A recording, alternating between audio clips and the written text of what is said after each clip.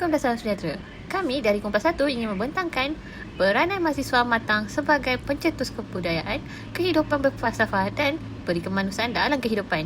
Dengan ini, saya kenalkan ahli Kumpulan 1.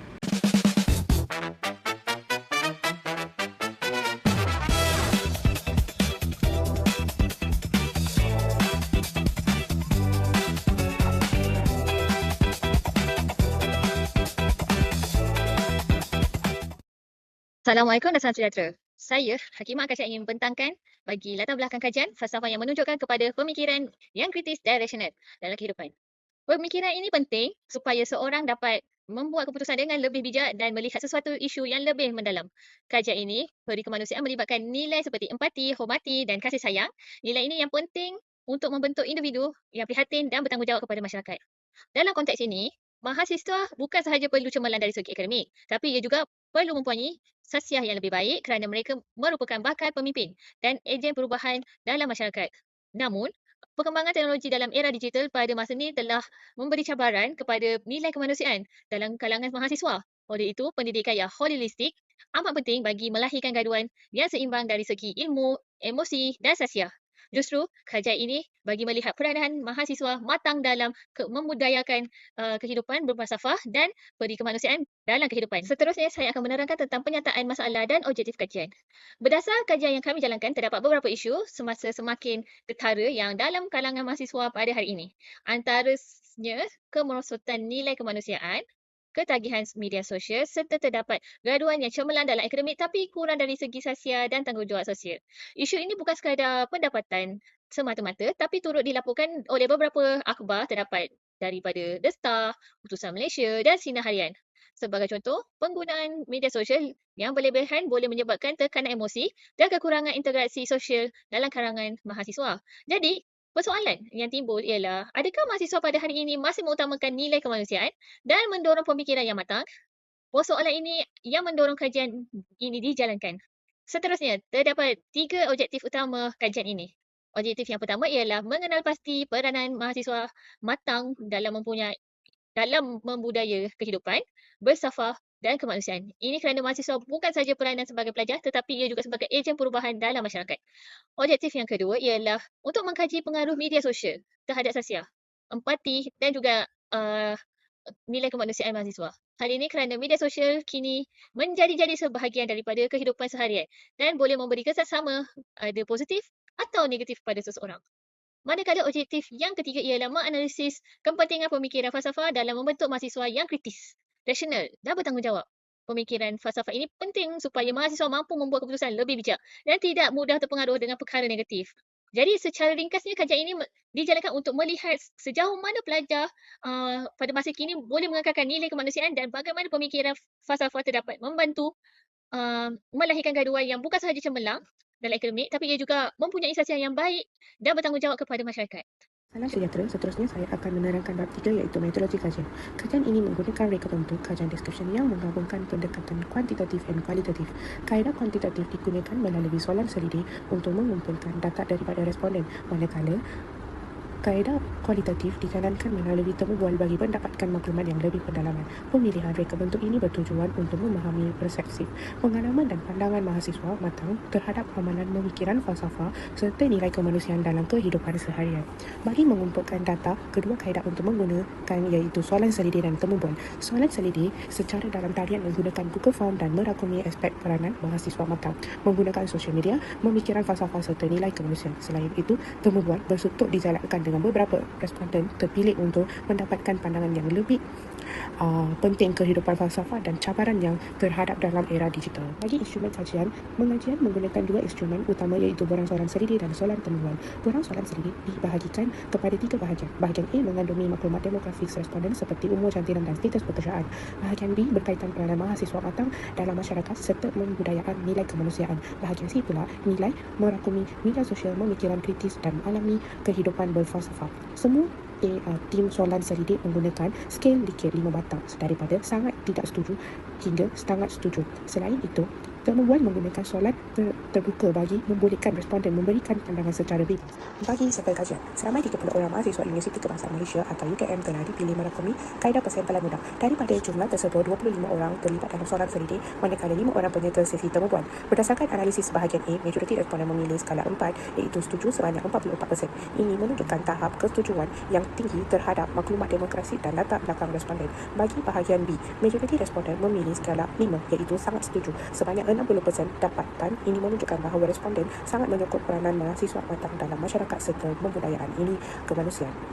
Untuk bahagian C, majoriti responden memilih skala 4 iaitu setuju sebanyak 48%. Ini menunjukkan bahawa responden daripada media sosial memikirkan kristik dan halaman kehidupan berfalsafah dalam kehidupan mereka. Secara keseluruhan, pendapatan kajian menunjukkan bahawa majoriti responden memberikan maklum balas yang positif terhadap semua bahagian soalan solidik.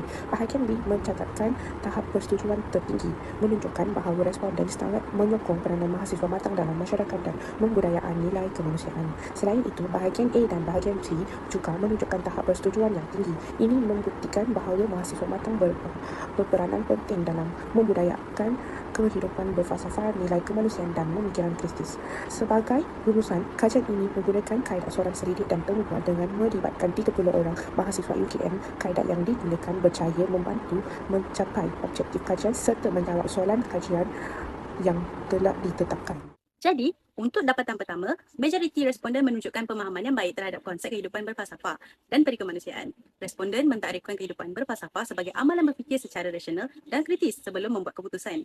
Selain itu, perikemanusiaan dan tanggungjawab sosial. Baiklah, beralih ke slide seterusnya. Kajian mendapati bahawa mahasiswa matang memainkan peranan penting sebagai ejen perubahan sosial.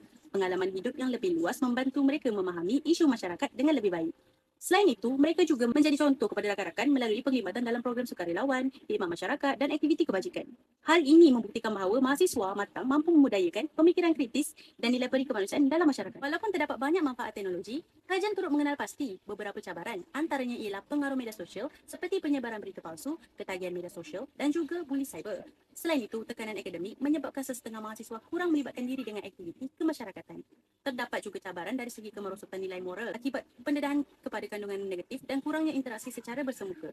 Secara keseluruhannya, dapatan kajian ini menyokong teori pemikiran kritis, teori etika dan nilai serta teori pembangunan instan yang dibincangkan dalam bab 2. Mahasiswa matang didapati lebih cenderung membuat keputusan secara rasional dan bertanggungjawab. Oleh itu, dapat dirumuskan bahawa mahasiswa matang mempunyai potensi besar untuk menjadi pencetus pembudayaan kehidupan berfalsafah dan perikemanusiaan dalam masyarakat. Itu sahaja dapatan analisis kajian daripada saya. Seterusnya saya menjemput rakan saya untuk meneruskan.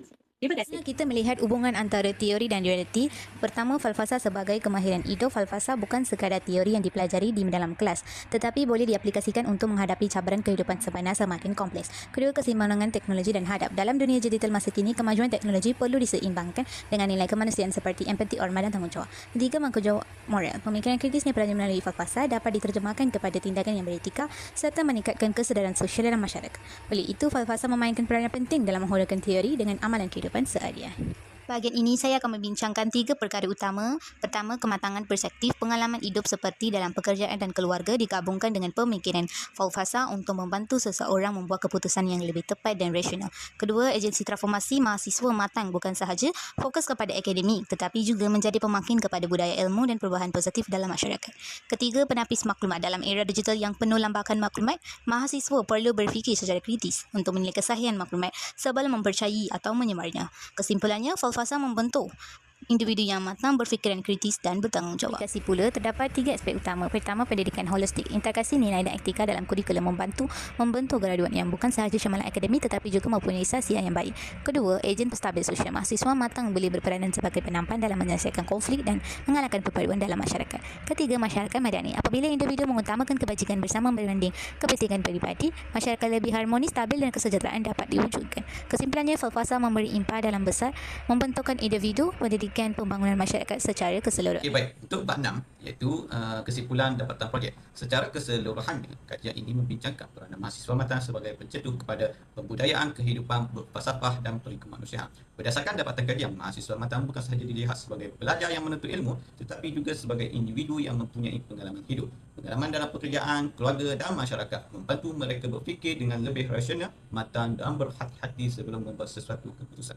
Selain itu juga, kajian ini juga menunjukkan bahawa kehidupan berfalsafah sangat penting dalam membentuk mahasiswa yang mampu berfikir secara kritis dan logik. Melalui pemikiran berfalsafah, mahasiswa dapat menilai sesuatu maklumat dengan lebih teliti, tidak mudah menerima satu perkara tanpa bukti dan mampu membuat pertimbangan yang lebih baik dalam kehidupan harian. Dapatan kajian ini juga turut menekankan kepentingan nilai kemanusiaan seperti empati, hormat menghormati, belas kasihan, keadilan, toleransi dan tanggungjawab sosial. Nilai-nilai ini penting kerana mahasiswa bukan sahaja perlu berjaya dalam akademik, tetapi juga perlu mempunyai akhlak dan perpribadian yang baik. Kajian ini juga mendapati media sosial memberi pengaruh yang besar kepada kehidupan pelajar. Media sosial boleh membantu pembelajaran dan komunikasi, tetapi jika tidak digunakan dengan bijak, ia boleh membawa kesan negatif seperti buli cyber, komen yang tidak beradab, penyebaran maklumat palsu dan budaya yang tidak sihat. Kesimpulannya, mahasiswa matan mempunyai potensi besar untuk menjadi contoh kepada rakan-rakan dan masyarakat dengan pengalaman hidup, pemikiran kritis dan nilai kemanusiaan. Mereka mampu membantu membina masyarakat yang lebih harmoni, bertanggungjawab dan bertanggung. Seterusnya, sebagai cadangan, ialah terdapat beberapa cadangan yang boleh dilaksanakan bagi memperkukuhkan peranan mahasiswa matan dalam membudayakan kehidupan berfalsafah dan berkemanusiaan. Cadangan pertama ialah institusi pengajian tinggi perlu memperbanyakkan program pembangunan sahsiat. Antara program yang boleh dijalankan ialah fikir kepimpinan, latihan komunikasi beretika, pengurusan emosi dan sesi refleksi diri. Program seperti ini penting untuk membantu mahasiswa membina keyakinan diri, kematangan emosi dan kesedaran terhadap tanggungjawab sosial. Cadangan kedua ialah pendidikan etika dan nilai perlu diperkukuhkan dalam sistem pendidikan tinggi. Pendidikan etika tidak sepatutnya hanya diajar secara teori, tetapi perlu dikaitkan dengan isu semasa seperti berita palsu, buli cyber, budaya hedonisme, tekanan emosi dan penyalahgunaan media sosial. Melalui forum, dialog dan perbincangan, mahasiswa dapat dilatih untuk berfikir secara rasional serta membuat keputusan berdasarkan nilai moral. Cadangan ketiga ialah aktiviti kesedaran sosial dan kemasyarakatan perlu diperluaskan. Mahasiswa perlu diberi lebih banyak peluang untuk menyertai aktiviti kesukarelawanan, berkhidmat masyarakat, kempen kesihatan mental, aktiviti alam sekitar dan program membantu golongan yang memerlukan. Aktiviti seperti ini dapat membentuk rasa empati, belas kasihan dan tanggungjawab terhadap masyarakat. Cadangan keempat ialah literasi digital dan penggunaan media sosial secara beretika perlu diperkukuhkan. Mahasiswa perlu dididik supaya bijak menyemak maklumat sebelum berkongsi, menjaga adab komunikasi dalam talian dan menggunakan teknologi untuk tujuan yang bermanfaat. Cadangan kelima ialah budaya pemikiran kreatif dan dialog terbuka perlu dipupuk dalam kehidupan kampus. Mahasiswa perlu diberi ruang untuk bertanya, berbincang dan menyuarakan pandangan secara berhemah. Budaya ini penting supaya perbezaan pendapat dapat diraikan dengan ilmu, hujah dan nilai kemanusiaan. Akhir sekali, universiti, pensyarah dan peserta pelajar perlu bekerjasama membina ekosistem kampus yang seimbang. Kampus bukan sahaja perlu menjadi tempat untuk belajar, tetapi juga tempat untuk membina sahsiah kepimpinan, nilai kemanusiaan dan tanggungjawab sosial.